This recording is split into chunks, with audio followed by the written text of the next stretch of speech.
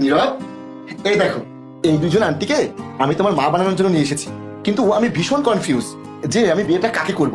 এর নাম সামিয়া আর এর নাম লিপি। বাবা, তোমার এদের কি প্রবলেম? এরা অনেক ভালো মেয়ে। কি বাবা, পানি খাবে? সামিয়া, ওইদিকে আমাদের রান্নাঘর, যাও না, আমার বাচ্চাটার জন্য এক গ্লাস পানি নিয়ে এসো না। কে? আমি? হ্যাঁ তুমি। কেন? কিছু না, নিয়ে আসছি। এই নাও পানি। আসলে আমার বাচ্চাটা তো হাতে ধরে খেতে পারে না, তুমি ওকে একটু খাইয়ে দাও না। প্লিজ। আরে এরা কি করলে তুমি? সব পানি তো আমার বাচ্চার উপর ঢেলে দিলে তুমি। এসব আমি কখনো করতে পারবো না। মানে? মানে তোমার বাচ্চাকে দেখে আমার ঘৃণা লাগছে। ওর সেবা করে তো দূরের কথা, ওর সামনে আমার দাঁড়াতে ইচ্ছা করছে না। পানি খাওয়াতে পারবো না। সামিয়া, তুমি একটু বেশি বলে ফেলছো না? আমি বেশি কিছু বলিনি, তুমি নিজে ওর একবার অবস্থা দেখো না। আমার বাচ্চা তো আর জেনে বুঝে এসব করেনি, ও তো পরিস্থিতির শিকার হয়েছে। দেখো, আমি তোমাকে একটা পরিষ্কার করে কথা বলতে চাই। আমাকে যদি তুমি বিয়ে করো তাহলে তোমার এই ছেলেকে কিন্তু ছেড়ে দিতে হবে। আমি এর সাথে কখনোই থাকতে পারবো না, আর দেখাশোনা তো একদমই না। শোনো, যে আমার সন্তানের সঙ্গে থাকতে পারবে না তাকে আমি বিয়ে করতে পারবো না। তুমি আমাকে ছেড়ে দিচ্ছ, দেখো একদিন পস্তাতে হবে।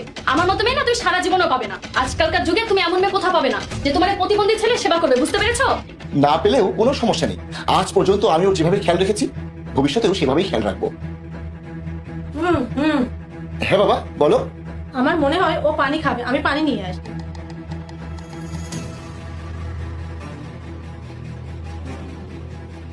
তোমার তো পুরো জামা নোংরা হয়ে গেছে, আমি তোমার জামা পরিষ্কার করে দিই। জাহিদ, তোমার ছেলের রুমটা কোথায়? তাড়াতাড়ি ওর জামা কাপড় পাল্টে দিতে হবে, না ওর ঠান্ডা লেগে যাবে। আর ওর জামা কাপড় কোথায় সেটা আমাকে বলে দাও।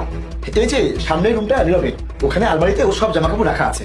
আচ্ছা ঠিক আছে। তোমার কি মনে হয় তুমি জাহিদকে সব নাটক দেখিয়ে জাহিদকে বিয়ে করে ফেলবে? সারা জীবন কিন্তু এই আপদটাকে সহ্য করতে হবে।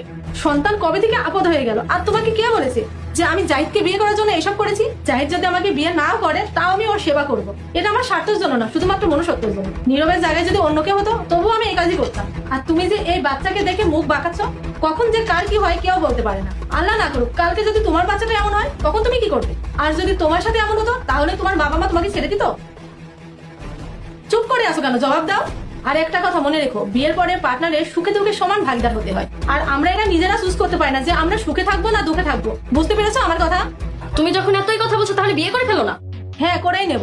যদি জাহিদ আর জাহিদের ছেলে সম্মতি জানায় তাহলেই করে নেব। আর আমি জাহিদকে পছন্দ করি। চলো বাবু। তুমি ঠিক আছো বাবু? হ্যাঁ, আমি একদম ঠিক আছি। তাহলে এসব কি? সব বলছি, আমি তোমাদের দুজনার পরীক্ষা নিচ্ছিলাম। আমি দেখতে চাচ্ছিলাম আমার বাবা